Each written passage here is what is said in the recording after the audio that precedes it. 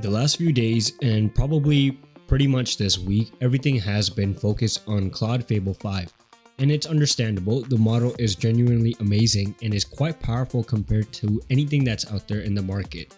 This has definitely shaken up the AI industry, put some pressure on many labs, especially OpenAI and Google, and even the open source community, because now they have to produce a model that not only competes with Fable 5, but is also maybe taking the lead across them, which at the moment seems like a hard and daunting task to do.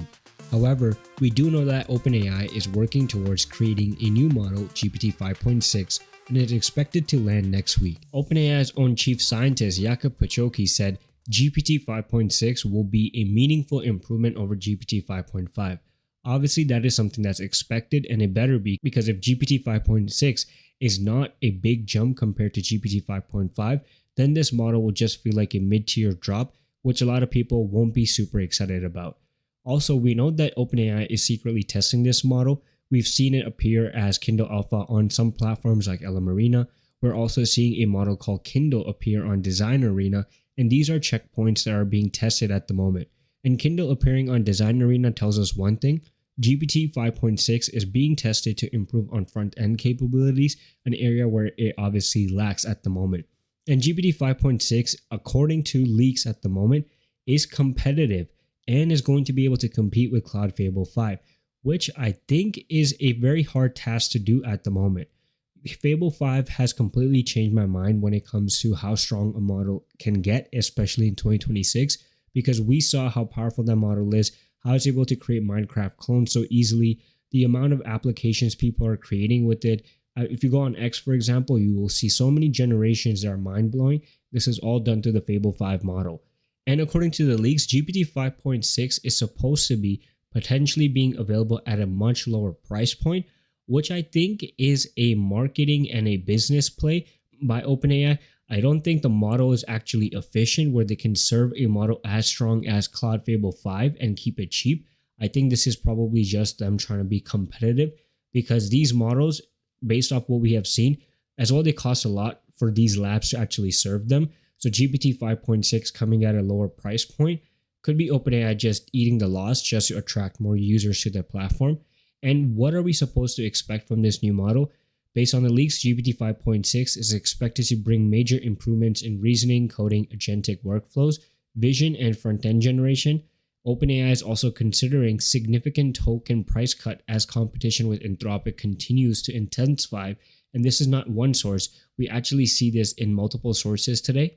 For example, according to this article, they are thinking of drastically cutting price. And this is probably, as I said, more of a business cost war with Anthropic at the moment. I don't think the model is efficient. For example, DeepSeek, their whole play is to create a capable model that is efficient so they can serve it at a low cost point. I don't think OpenAI has done that with their model. If they did, that would be mind-blowing, and that would be something that would be revolutionary if they can serve a Fable 5 model at a significantly lower price point because of efficiency. But this is just them probably eating the cost. And this is expected. Most of these companies are still early stage. They are trying to win market share in any way they can, even if that means they have to eat some losses in the short term. And what's really interesting that I saw is that even though Fable 5 came out this week and people have been loving the model, something unusual happened. There is a chart that tracks daily token share, and it looks like OpenAI, even though the model came out, is still making some progress. And the head of Codex also confirmed this, saying that they saw a strong spike in growth of token consumption for Codex over the last 48 hours, which is obviously unusual because they haven't dropped anything new. But the reason that could be is, as this post mentioned, is the Fable 5 model is obviously still gated a little. There are some safeguards in place, so if people are using it and they have getting refusals for reasons that don't make sense, they have been frustrated. People have actually been frustrated with the safeguards, saying that sometimes it blocks them, even though they haven't asked for anything that is, not really risky or anything like that. And that actually leads into our second story about why Anthropic actually released their safeguards and made it more transparent today. Before we continue, we just launched the Universe of AI newsletter. If you want to stay on top of AI news without having to hunt for it, link is in the description. Don't miss out. So today, based off what we saw, people being frustrated with Fable 5 safeguards blocking them for no reason, they are saying that today this week, the flagged request will be visibly fall back to Opus 4.8, the same as our safeguards for cyber and bio. So anytime you see a flagged request, you can see that it's actually being fallen back to Opus 4.8. So there's some more transparency that they're providing. You will see this every time it happens. On the API, any flagged request will return a reason for the refusal.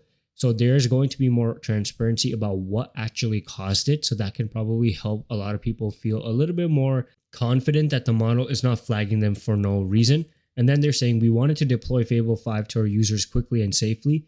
Visible safeguards can be probed so they can be robust, which takes time to get right. So yeah, they did rush trying to get this model out, and because of that, the safeguard issues are coming up. Invisible safeguards can be targeted more narrowly, allowing us to ship quickly with few false positives. And even in their blog post when they launched the model, they mentioned that, okay, we have these safeguards, we are still trying to fine tune them. So this is expected. But the funny thing is this model is only out for about 11 more days, if my math is correct. Today's June 11th, and the model is supposed to be gone by June 22nd. So yeah, if you can't serve a model that people are actually going to use, and if the safeguards are limiting them from actually using them, and they're only going to be around for 11 days, what's the point? Obviously, this model is still going to be available, but not to everyone. So yeah, they still need to get their safeguards corrected if they're going to launch a very capable model like this. And it makes sense. You need those safeguards because obviously you don't want people to jailbreak the models or do malicious things with them. So I can understand Anthropic's position, but the only issue is your safeguards at the moment are not transparent and people are getting false positives and people are getting frustrated. And we see that with that Codex chart that basically shows that they are still succeeding even with the stronger model. And if you want to understand the space a little bit more, especially what's the biggest constraint, which you probably are familiar with, is that data centers. Even though Anthropic is making more revenue than any other AI model company at the moment, they still can't fund their own data centers. And they're saying that they want Google to actually help them with that. So as I mentioned in yesterday's video, Google in the long term is going to be a successful AI company because they have a large distribution footprint, as well they have infrastructure that they can provide to other labs. Google as a company will be good. Yes, they have problems with their model at the moment. They're not that strong and not that competitive, but in the long term, Google is still going to survive based off just who Google is, based off what the company is. It's a company that's decades old versus Anthropic and OpenAI, which is very new to the market. OpenAI also today acquired Ona, which is a secure cloud execution technology, and they're saying this will help Codex take on longer running work even when your laptops are closed, which is something that they deployed a couple of weeks ago, and help more organizations deploy agents securely in production. So this is obviously just a business play, acquiring infrastructure to help them deploy managed agents, especially in enterprise environments. So this is a big move for them when it comes to that, but this is not going to move the needle on the consumer side. This is more of an enterprise play for them. But that's it for today's video. Make sure you guys are subscribed to the channel. Follow our new newsletter as well at universeofai.beehive.com. As well, subscribe to the main channel World of AI and support us on X by following the Universe of AIZ as well. Until then, I'll see you guys in the next video.